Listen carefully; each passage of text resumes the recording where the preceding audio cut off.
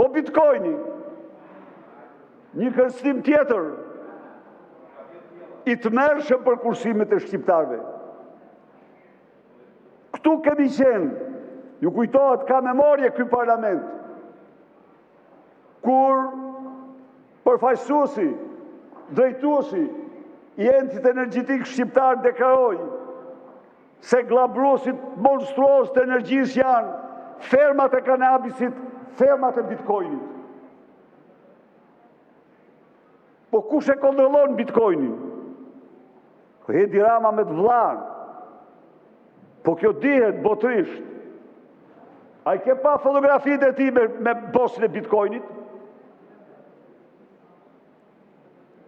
A ju kujtohet ju kur Amant Josivi u akuzua se ka grabitur, e ka nënën zyrtare shumë lartë tek ju, ka grabitur 1 miliard euro qytetarët europian, dhe tropini juaj, Dumani, jo, tha, nuk kemi punë me të, tha. S'kemi punë me të, sepse ishte orë si mrapa. Djela, më thoni ju mua djela, unë e kuptoj se shumë ma ju do doni që të kishit ftyrën tuaj, ftyrën e djetë, për fatminë është ftyre e Anila Bishës. Dhe nuk është e juaja. Se e keni lakmi, e keni xhelozi, unë e kam marrë vesh këtë punë. Por djela, prit tani. Djela, të gjitha tendrët po ja jep qeverisë, e keni marrë vesh apo jo? Shikoni prekurimet. Djela është bërë maske e vjedhjes qeveritarëve. Doni ju transparencë. Urdhot votojmë ligjet për blockchainin. Po keni frikë nga regjistrimi ju atë se doni kur. Ka një mekanizëm për të bërë transparencë, të plotë për çdo qytetar, për çdo qytetar, për çdo njeri. Ka një teknologji. Dhe kjo është blockchain. Jo një chatbot që ziren deputetet se kush vej ftyrën e para aty. Çfarë është kjo? Priti minutë, mos në hyrë, se hajde fol kur dalish tu. Çfarë është kjo? Një mask për të fshehur paralarjen që bëni.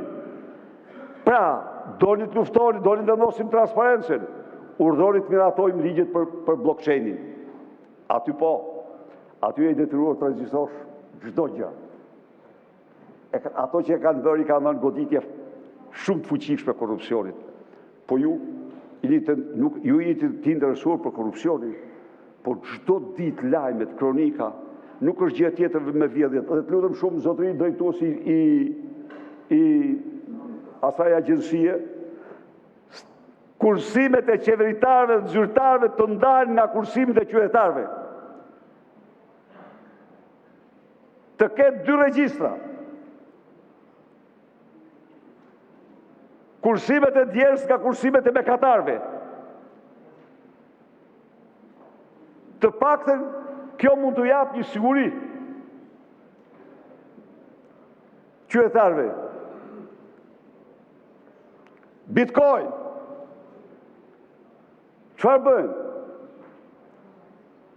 E kthejnë këtu në euro, kanë kthyesit, kanë konvertuesit, profesionistë, dhe një pjesë tjetër e depozojnë në Emiratet e Bashkuara Arabe. Financat shqiptare pra kanë për shtyll 2 shtyllat e të mërshme krimi.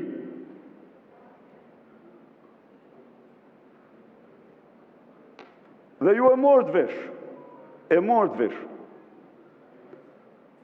se shpallja e karteleve të drogës në Amerikën e Jugut si organizata terroriste i njëson të tilla degë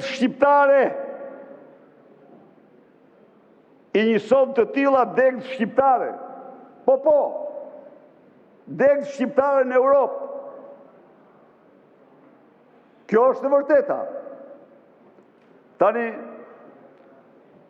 vetëm 2 fjalë do të them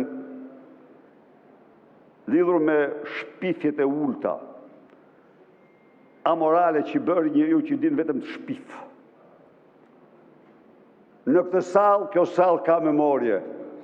Kjo parti është iniciatore e rezolutës për njohjen e Republikës Kosovës në atë kohë kur ju dridheshit në vitin 91. Qeveria e saj u dha shtreh dhe mundësi të gjitha mundësit Adem Jashaj dhe komandantëve të tjerë të shtërvitet dhe të tafsohen. Qeveria e saj ja doli të kaloj në vitin 1994 rezolutën në të cilën të votuar nga 137 vende qytetarëve të Kosovës u njihej në KBT, qytetarëve të Kosovës u njihej drejtave të vendosjes. Rezolutë kjo që ishte bazë e dokumentit të parë të Rambujës. Kjo parti mbështeti fuqishëm si presidenti Rugova, ashtu dhe UÇK-n. Dhe ajo i konsiderohen ata, i konsiderohen luftar të lirisë. Kjo parti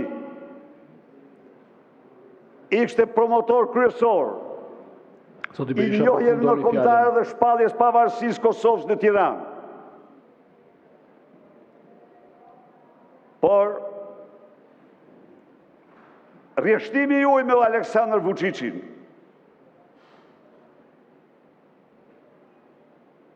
shtrimi i kreut tuaj në argat të Vučićit